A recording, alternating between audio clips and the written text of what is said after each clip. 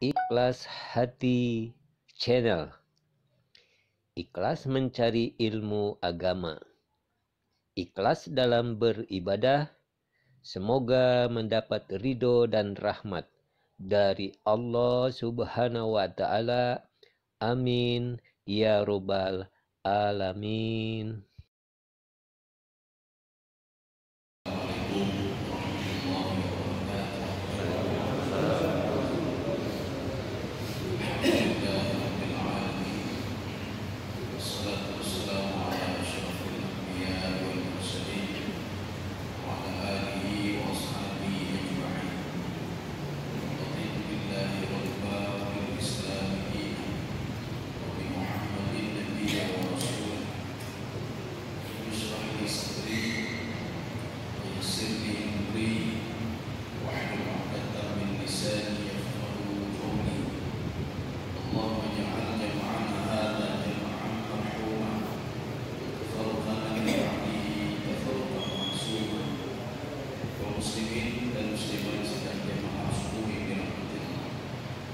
Kita sudah memasuki surah Al-Haqqah. Al-Haqqah ini jenisnya Makkiyah. Jadi jumlah ayatnya itu 52 ayat. Jadi Al-Haqqah itu ada yang mengatakan dia adalah majaz akli. Majaz akli karena asal katanya adalah hak. Hak itu apa? Hak itu dinisbahkan kepada hari kiamat. Maka kata Imam Sawi, dia ini jenisnya adalah majaz akli. Secara akal itu penisbahan ini tidak mungkin, ya tidak mungkin penisbahan karena hari kiamat itu namanya cuma satu hari kiamat. Maka dinisbahkanlah haqqah itu menjadi yaumul kiamat, maka dinamakan dengan majaz akli.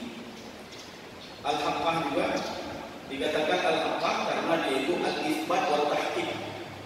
Isbat itu artinya untuk menguatkan kalau kiamat itu memang betul terjadi. Tahqiq begitu juga. Tahqiq itu untuk menguatkan kalau kiamat itu betul-betul terjadi. Makanya nanti ada nama lain lagi nanti al-haqqah at-tammah. Nama hari kiamat itu tammah. Tammah itu apa? Hirup pikuk.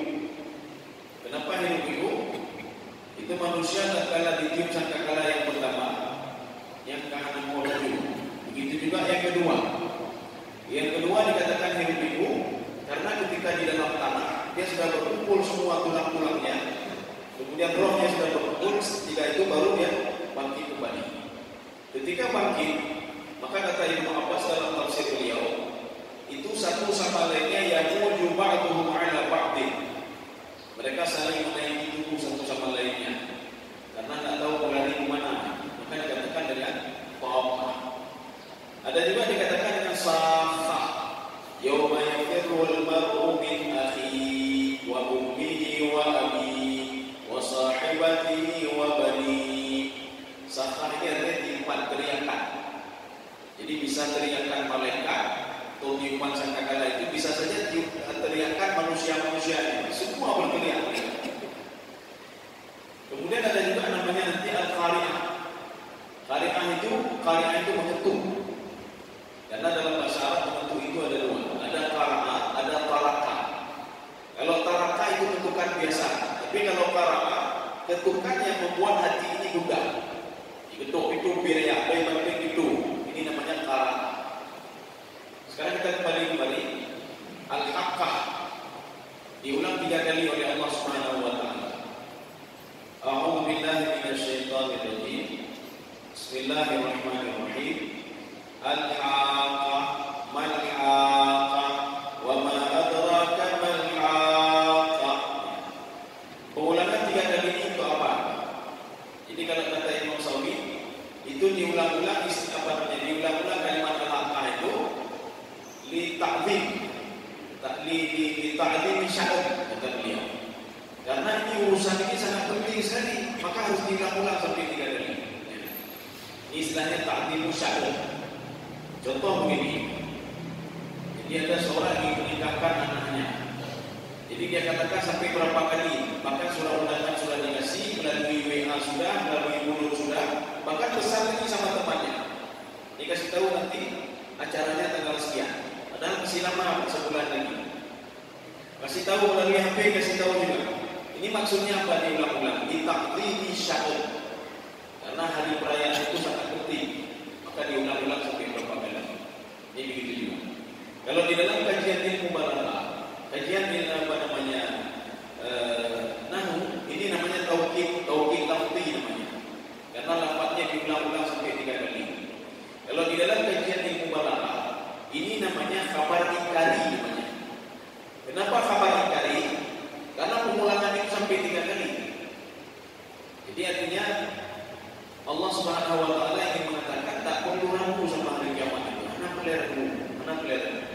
Kalaupun kita tidak bisa menyaksikan tiupan sangkakala yang pertama, tiupan sangkakala yang kedua, semua orang itu artinya apa? Dia menyaksikan semua kalau mereka pergi dari kuburnya. Jadi makanya al-haqqah itu mencakup apa? Al-ba'tsu, bangkit dari kubur. Kalau istilah Imam Tantawi itu, yang dari bawah itu menjadi ke atas. Nah, ini namanya ba'tsu. Makanya tanah yang di bawah itu semua dikeluarkan ke atas, semua ke atas. Kemudian yang kedua, al-hisab. Hisab ini yang pada diperhitungkan oleh Allah. Ini amal ibadahmu. Ini amal ibadah yang ditolak. Dia pula yang dipakai. Ya, ini hanya dipakai, bukan disortir. Itulah hisab namanya. Jadi ketika itu kita jangan bangga dulu dengan amal ibadah. Bisa saja amal ibadah itu ditolak mentah-mentah oleh Allah Subhanahu wa taala.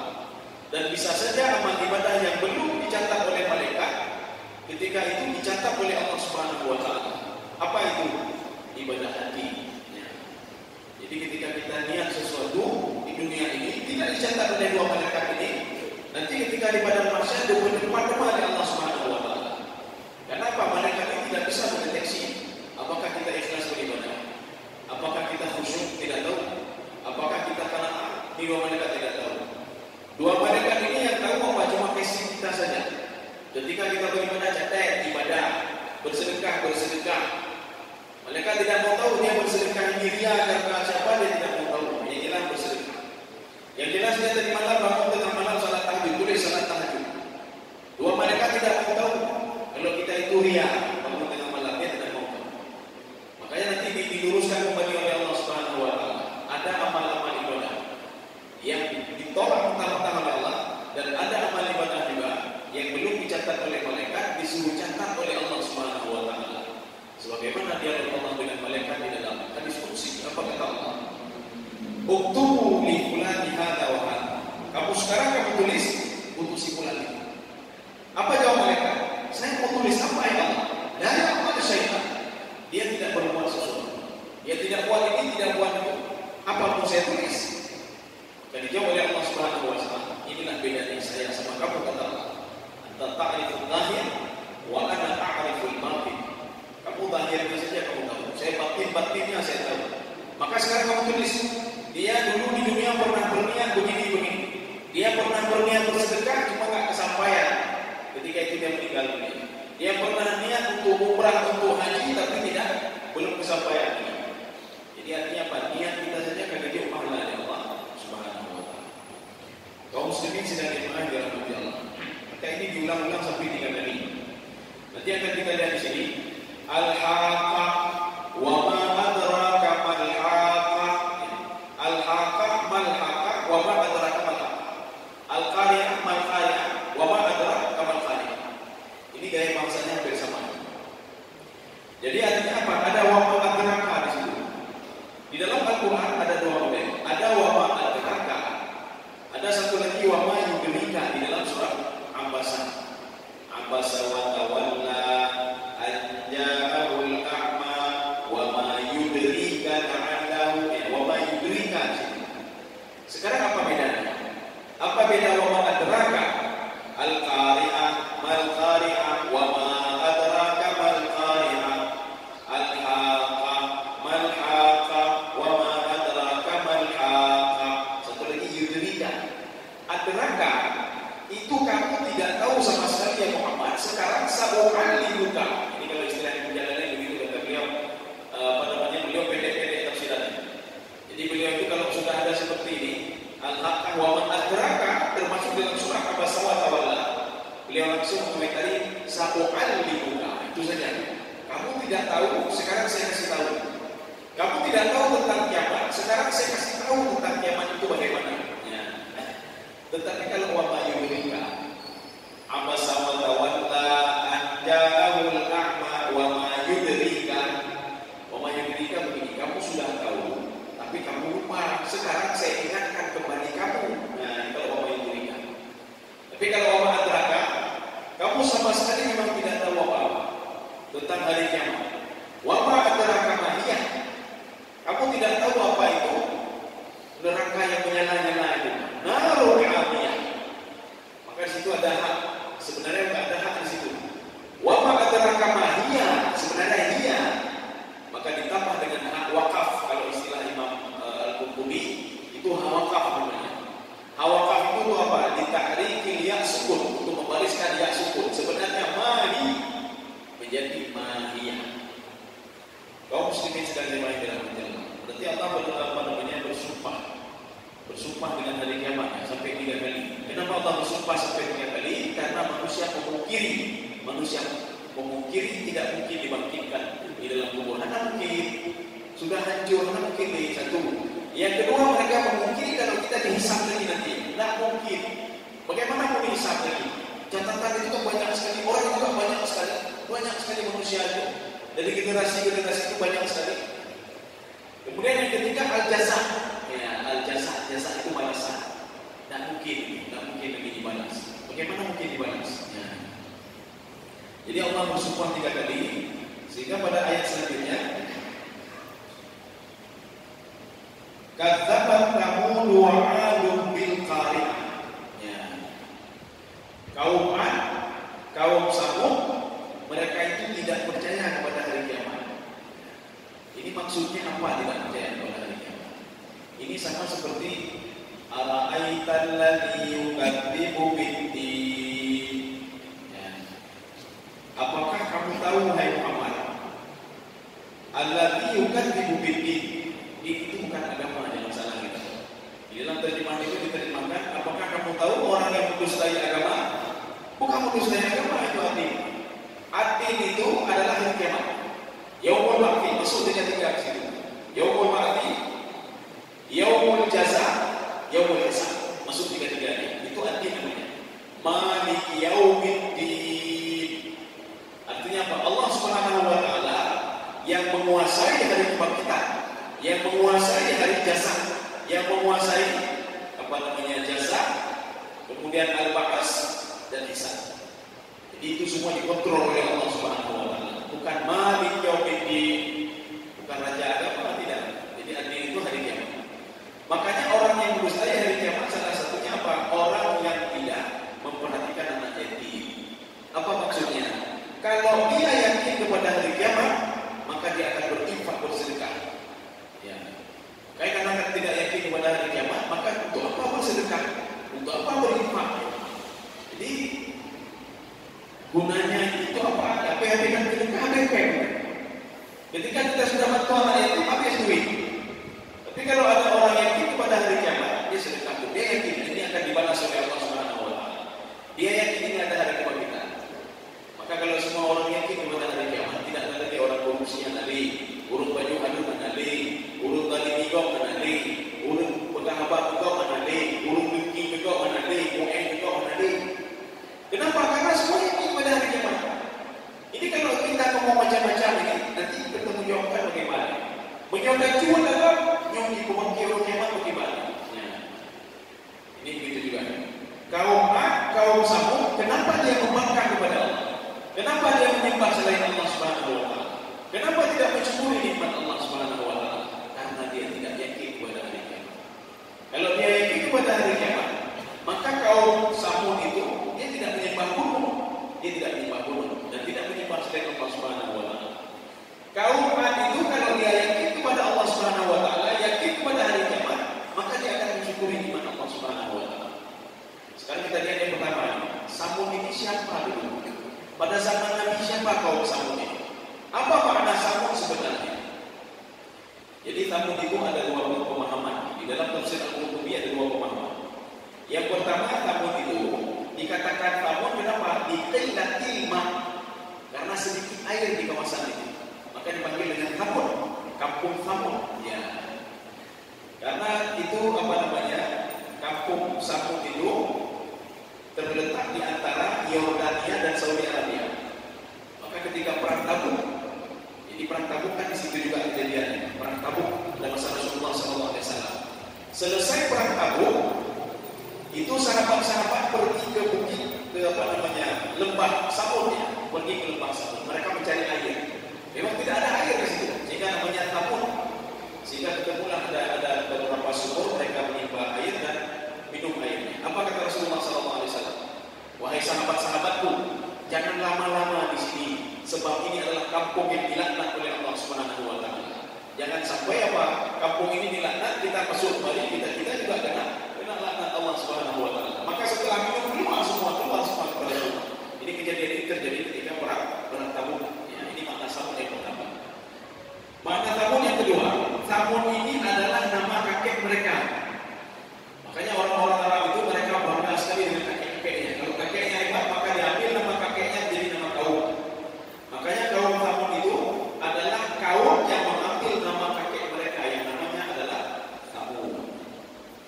Kaum muslimin sekalian yang dirahmati.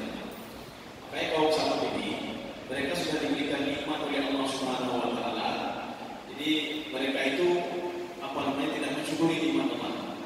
Mereka menyembah patung. Jadi artinya Nabi Saleh alaihissalam mendakwahi mereka, tapi mereka tidak mau ambil pusing. Ya. Sehingga permintaan mereka macam-macam kepada Nabi kaum Nabi Saleh. Apa permintaan mereka? Kalau kamu benar seorang rasul, ini kata mereka kaum Samud kepada Nabi Saleh. Kalau kamu betul-betul rasul, sekarang coba ini bukti yang kami sembah ini coba kamu ledakkan. Itu yang pertama. Yang kedua, setelah diledakkan ini, kami minta muncul seekor onta dari situ. Onta warnanya ini, beratnya segini, ukurannya segini, onta. Nabi Saleh pusing juga, saya kan manusia biasa. Bagaimana mau meledakkan bukti ini, kemudian tiba-tiba muncul seekor onta? Jadi kaum Samud mereka sudah yakin kalau Nabi Saleh tidak sanggup melakukan apa yang mereka minta. Akhirnya Nabi Saleh berdoa kepada Allah, ya Allah, ini permintaan kaum saya macam-macam. Mereka kalau tidak melihat apa namanya, saya kabulkan permohonan mereka tidak akan terimanya. Akhirnya apa kata Allah Subhanahu wa Ta'ala? Kamu ajak semua mereka ini, kamu supaya menyaksikan kalau gunung itu mungkin itu bisa terbelah menjadi dua dan keluar tempat di situ. Kamu ajak semua kaum, ya, supaya mereka menyaksikan. Ini sama seperti pada masa Fir'aun alaihissalam untuk mempermalukan Nabi Musa alaihissalam. Fir'aun mengajak semua kaumnya untuk menyaksikan Fir'aun akan dikalahkan oleh penyihir, Musa akan dikalahkan oleh penyihir Fir'aun. Ketika itu semua kaumnya datang di situ di depan bukit itu. Nabi Saleh alaihissalam berdoa kepada Allah. Setelah berdoa bukit itu terbelah menjadi dua. Kemudian keluarlah seekor onta. Maka mereka semua tahu di situ ada dua kelompok. Ada kelompok yang yakin kepada Allah dan yakin kepada Nabi Saleh, dan ada kelompok yang tidak yakin kepada Allah dan tidak yakin kepada Nabi Saleh alaihissalam. Sehingga mereka mengatakan apa? Mereka menentang Nabi Saleh. Mana ada ini kan sihir. Ya, ini kan sihir. Sehingga mereka menentang Nabi Saleh dan Allah Subhanahu wa Ta'ala. Mana asal itu? Mana asal? Coba kamu mana asal? Mana asal? Katanya ada Tuhan. Coba turunkan asal. Ya. Makanya kaum Samud itu di dalam ayat ini dikatakan dengan mereka itu dihancurkan dengan bintahiyah, dengan angin kencang. Di dalam ayat lain mereka itu dihancurkan dengan dalam surah Al-A'raf ayat 78. Mereka itu dihancurkan apa? Fa'akhadha umur rajfatu fa'asbahu fi darihim jathimin. Jadi mereka diazab oleh Allah dengan gempa.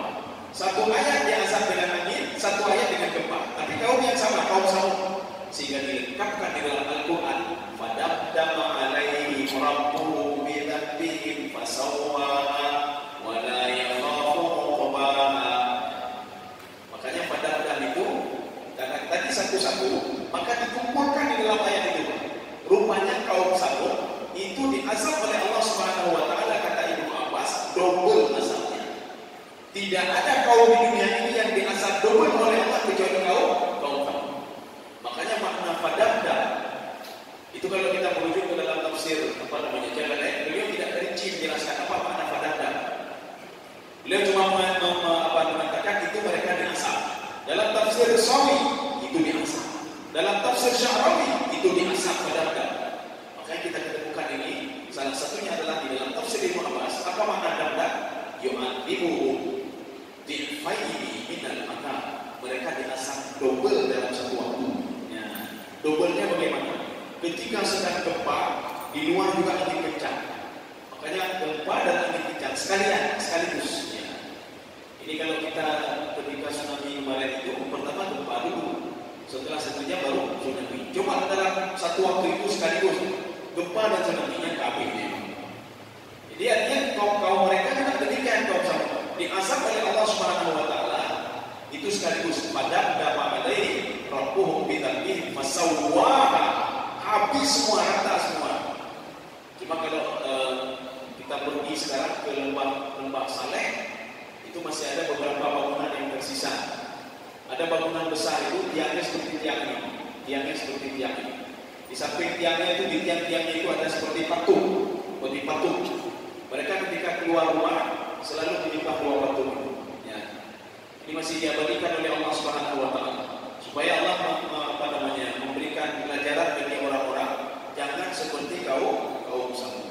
Setelah diberikan nikmat oleh Allah Subhanahu wa taala, mereka ingkar kepada Allah. Yang uniknya lagi, di dalam surah Al-A'raf itu ada dua ayat yang berbeda. Dua ayat yang berbeda surahnya, tapi ayatnya sama dalam surah Al-A'raf. Coba nanti kita buka ayat 78, satu lagi 90 berapa itu? 92 atau 93? A'udzubillahi minasyaitonir rajim. Bismillahirrahmanirrahim. Fa akhadhahumur rajfatu fa asbahu fi darihim jathimin. Ayat 90 juga demikian. Fa akhadhahumur rajfatu fa asbahu fi darihim jathimin.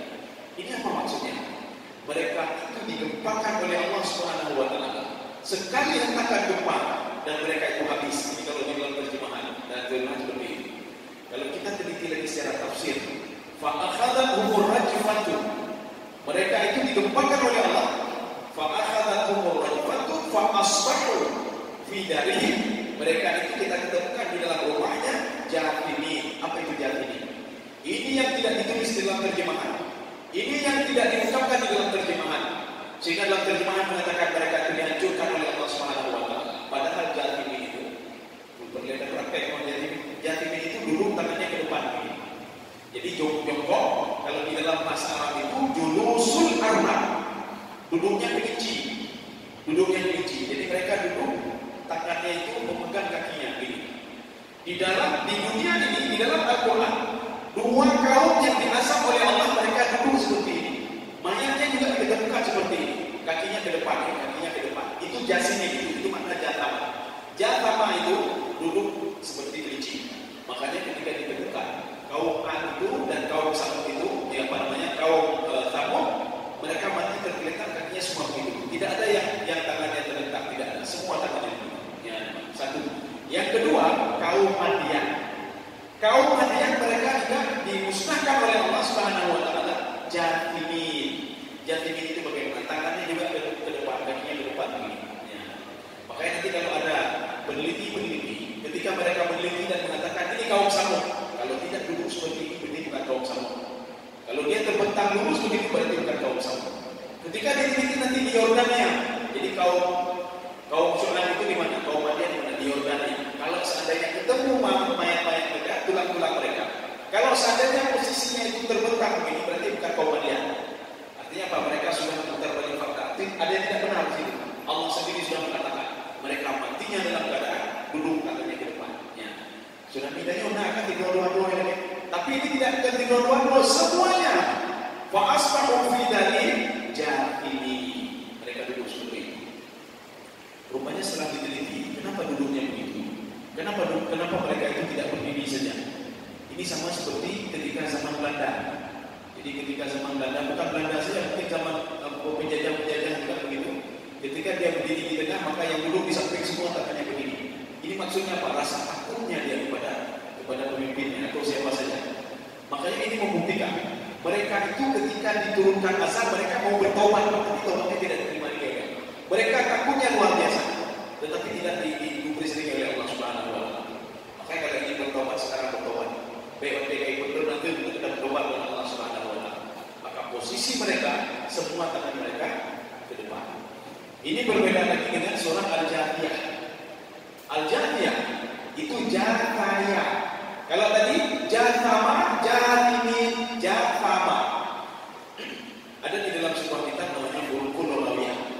Ada juga sebuah kitab namanya Al-Qaikul Huruf fil Bayan Al-Quran yang dikarang oleh Dr. Yasir Khatar. Kalau tadi Abi Al-Askari, di situ beliau membahas jathama, jathimin, duduk juga. Jati, jufi, ya tidak duduk, tapi posisi duduk yang berbeda. Kalau jasimi itu Allah Subhanahu Wa Taala mengazab kaum Samud dan kaum Madian. Tetapi kalau jifiyah itu di dalam surah Al-Jasiyah, mereka duduk haula jahannam jifiyah. Mereka duduk di sekitar sebelum masuk dalam neraka itu mereka duduk di sisinya. Sisinya itu bagaimana? Kakinya ke belakang. Mereka duduk dengan apa namanya? Dengan lutut mereka. Mereka duduk dengan lututnya, kakinya ke belakang. Itu untuk apa? Supaya ketika dimasukkan ke dalam neraka dengan sangat mudah sekali ditarik kakinya. Inilah bedanya jathaya dengan jathama. Kalau jathama itu dua kaum yang dilaknat oleh Allah dalam Al-Quran, mereka mati dalam keadaan duduk tangan ke depan. Tetapi kalau jifiyah atau surah Al-Jathiyah, mereka duduk dengan lututnya dan siap akan dimasukkan ke dalam neraka.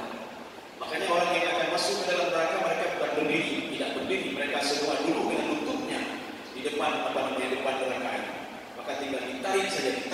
Inilah yang membuktikan seorang kalau masuk ke dalam neraka itu yang masuk adalah kepalanya duluan, bukan kakinya duluan. Kenapa? Kakinya yang ditarik. Kaum muslimin sedang jemaah dirahmati Allah. Ya, ini kaum Samud. Kadzabat Thamud wa 'adun bil qariyah. Sekarang kaum Ad itu di mana sebenarnya? Kaum Ad itu di antara Yaman dan Oman. Jadi Yaman itu di mana? Ya. Jadi Yordania, Saudi Arabia, Yaman, ya di bawah itu Yaman. Di samping Yaman, Oman. Di antara Yaman dan Oman itulah kaum Ad. Ya. Jadi kaum Ad ini ada juga di dalam Al-Quran itu dinamakan dengan kaum Iram. Ad itu siapa sebenarnya? Iram itu siapa sebenarnya? Ad itu adalah pembangkang waktu itu, pembangkang namanya Ad. Maka dikatakan Iram sebab Iram itu adalah anaknya. Yang mereka kembali ke Sam nanti, Sam itu anaknya Sam.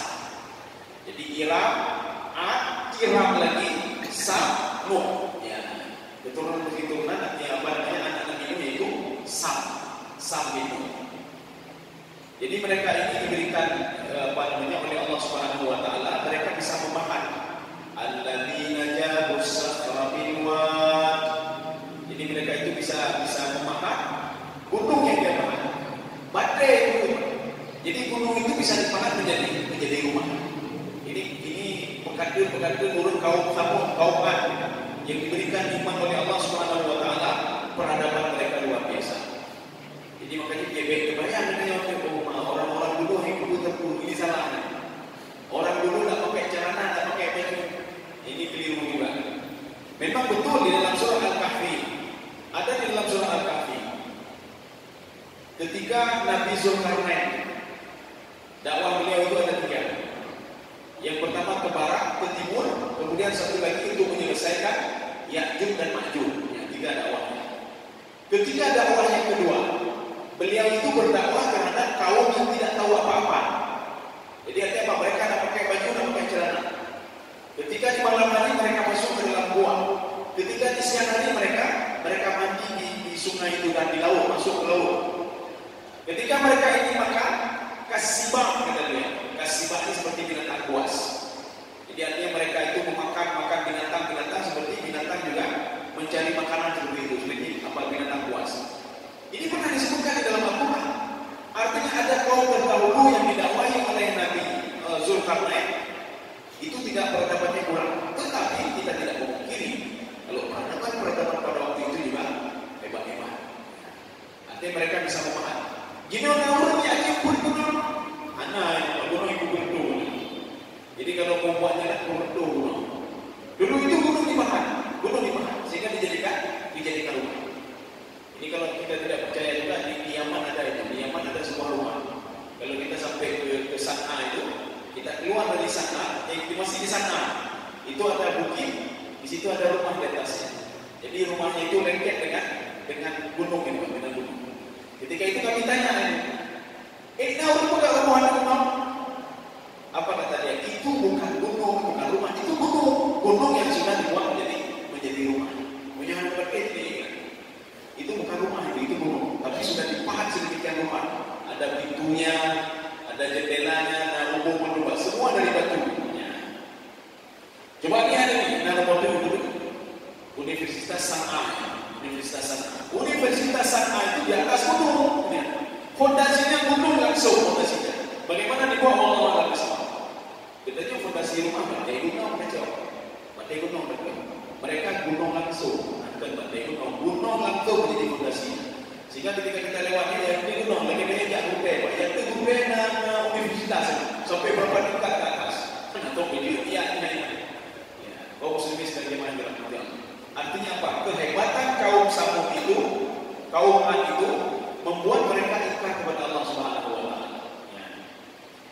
Kaum muslimin sekalian yang dirahmati Allah. Ya, saya rasa cukup sekian saja dulu. 45 ya. Jadi nanti insyaallah pertemuan selanjutnya ini karena waktu sempit sekali. Jadi pertemuan selanjutnya kita nanti fa amma samud fa hum kita lihat. Mungkin ada yang perlu ditanyakan kepada saya. Jangan. Assalamualaikum warahmatullahi wabarakatuh. Waalaikumsalam. Yang ingin saya tanya Ustaz mengenai sumpah. Karena sumpah itu ada kadang sumpah biasa dan ada kadang sumpah yang memakai Al-Quran. Ya. Jadi saya ingin penjelasan dari Ustaz, kenapa seseorang sumpah itu memakai Al-Quran? Pertanyaan kedua, seseorang yang mengaji atau membaca kitab Al-Quran dengan irama yang begitu merdu, dengan sedih dan sedih, dia menangis. Air matanya menangis. Tetapi cuma isi kalimat apa yang dibacakan itu dia tidak bisa memahami dan tidak bisa mengartikannya. Cuma yang saya tanya Ustaz, bagaimana Ustaz pengajian yang dia bacakan itu begitu sedih, dia menangis air mata, tapi dia tidak bisa memahaminya. Itu dia Ustaz. Terima kasih Ustaz. Assalamualaikum warahmatullahi wabarakatuh. Sekarang kita akan terangkan makna sumpah dulu. Jadi kenapa kita itu bersumpah dengan Al-Quran? Ini dibahas dalam tafsir Al-Baydawi. Dalam tafsir Al-Baydawi beliau mengatakan setiap sumpah itu ada dua kemungkinan. Yang pertama, ya, seperti Allah bersumpah wal-laili was-subhi wal-asri. Allah bersumpah demi makhluknya. Artinya apa? Ada sesuatu hal yang tidak diketahui oleh manusia. Disuruh kaji, coba kamu lihat malam. Artinya apa? Malam itu memiliki keistimewaan yang luar biasa. Salah satunya ibadah yang mengenai waktu malam. Maka Ibnu Abbas mengatakan apa? Malam itu untuk beribadah dan istirahat. Istrinya Ibnu Abbas, dia bukan Ibnu Abbas, dia bukan. Kata beliau kalau malam itu untuk ibadah, makanya Rasulullah 23 malam itu ibadah. Makanya beliau cepat tidur. Beliau kita itu mana? Dalam begadang. Jadi yang ibadah banyak. Dalam itu dua malam. Itu wajib. Habisnya nyonya bedah pokok. Kadang-kadang pihak ada bedah pokok. Ya. Makanya ketika Allah bersumpah wajah ini, ada keistimewaan malam yang tidak kita ketahui. Maka disuruh pelajari itu. Satu. Yang kedua, Allah bersumpah bukan demi malamnya sebenarnya. Bukan demi mataharinya saja. Wasyamsi wa duhaha wal qamar. Bukan demi mataharinya tidak. Tetapi demi yang menciptakan matahari itu sendiri. Ya, berarti ada dua sumpah. Ketika kita bersumpah, demi Al-Quran bersumpah. Ya, maksudnya Al-Quran apa? Keagungan Al-Quran. Maka anak lain makanya kita kenapa bersumpah demi Al-Quran. Kita bersumpah demi sesuatu itu karena dia lebih mulia. Ya, maka kita bersumpah. Allah bersumpah demi malam karena ada kemuliaan malam yang tidak manusia ketahui. Kalau kita bayang tahajud, baca Quran, bahkan di waktu malam, walaupun Quran tartilan, ayat ini turun ketika nanti mana waktu itu bukan siang hari malam. Baca Al-Quran di malam hari. Kenapa mesti apa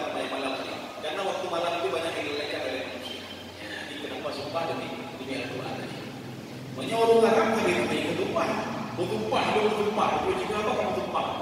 Makanya kita harus mengetahui juga ada orang Arab. Orang Arab kalau dia mengatakan wallahi, wallahi, yang hanya apa dia? Jadi artinya untuk menguatkan apa? Ya wallahi, wallahi.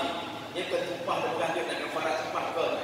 Tidak, yang satu. Yang kedua, kami pernah begini mana di Roy melanggar bacaan.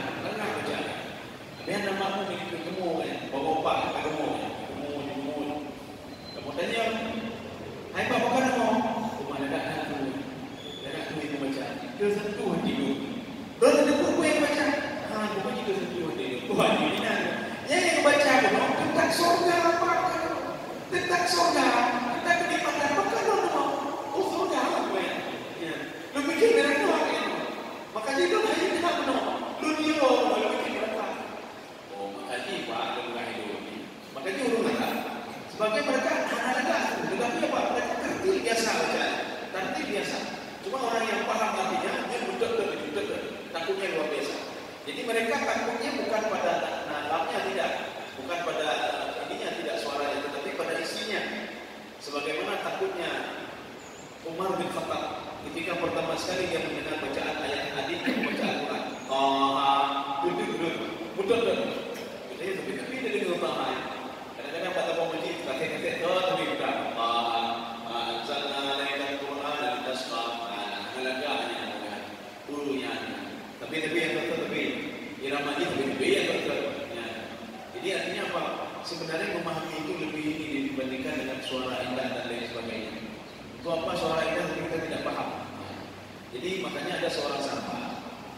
Ketika itu beliau membaca jadi imam, selalu baca qul huwallahu ahad. Akhirnya makmumnya protes, melapor kepada Rasulullah. Ya Rasulullah, yang imamnya padahal dia hafal Quran. Tapi kenapa qul huwallahu ahad selalu dia baca? Ya. Coba panggil dia kepada Rasulullah. Setelah itu dia panggil sahabat. Apa kata Rasulullah? Apa betul? Ini laporan dari sahabat yang lain. Kamu selalu kalau jadi imam baca qul huwallahu ahad. Dah baca. Bukan bacanya, bukan baca lain. Ya Rasulullah, dari sekian banyak ayat itu, lu yang paling belum pahami qul huwallahu ahad ya Rasulullah. Lu ketika membaca qul huwallahu ahad, tak nikmat daripada ayat Rasulullah. Ya, dibanding dengan ayat-ayat lain. Saya sudah mendalami sekali ayat itu ya Rasulullah. Apa kata Rasulullah? Oh, yang minat tengok baca qul huwallahu ahad. Ya kata Rasulullah. Kita itu mana ada baca qul huwallahu ahad karena ada ayat lain. Walaupun datanya pun artinya, bedanya arti. Ya, bedanya arti. Jadi makanya kita paling enggak kalau jadi imam tak kuasai macam ayat macam walaupun sama-sama selalu seperti itu, walaupun itu imam ubah ini imam. Dia baca alam tara kaifa fa'ala, imam qul huwallahu ahad, alam tara kaifa masalah. Yang jelas kita mendalami dua ayat ini. Ya. Ini untuk apa? Untuk membantu emosional hati. Ketika kita sedang salat itu lagi berbawa emosional. Ya, lagi urut nonton bola. Urut nonton bola biasa yang tidak tahu apa-apa dia. Apakah urut nonton bola ni kalau dia tahu dulunya baru tahu emosi. Tetapi kalau orang yang emosional yang kuat, dia tahu siapa pemainnya, dia tahu ini siapa bagaimana mainnya. Ketika gol, memimpin pembelinya. Pembelinya. Kadang-kadang punya ini dipak. Ya, punya ini dipak. Kenapa emosional dia muncul? Yang ini luar biasa. Ini. Padahal tak ada hubungan apa-apa sebenarnya. Ya. Kenapa dia bisa? Karena dia sudah tahu pemainnya siapa dia, dan nama ini namanya dia nonton. Yang pemain favorit itu kan. Ya. Kenapa dia paham betul yang dia nonton? Tapi ada satu orang lagi, ibu benar-benar nonton deh. Main bola tipak. Bodoh main bola yang dia betul-betul. Buat dia betul, hijau lah betul. Buat dia hijau, betul hijau lah betul. Bukannya bohong. Kenapa? Karena dia tidak tahu apa namanya siapa yang main, bagaimana seni main bola ini. Begitu pula orang salat. Kalau dia paham betul ketika dia salat, maka khusyuk dan kenikmatan ibadah salat itu akan dia rasai sendiri. Dia rasa makna ibadahnya. Saya rasa itu sekian saja. Nanti mudah-mudahan ada manfaatnya bagi tuan dan teman sekalian. Subhanallah wa bihamdihi.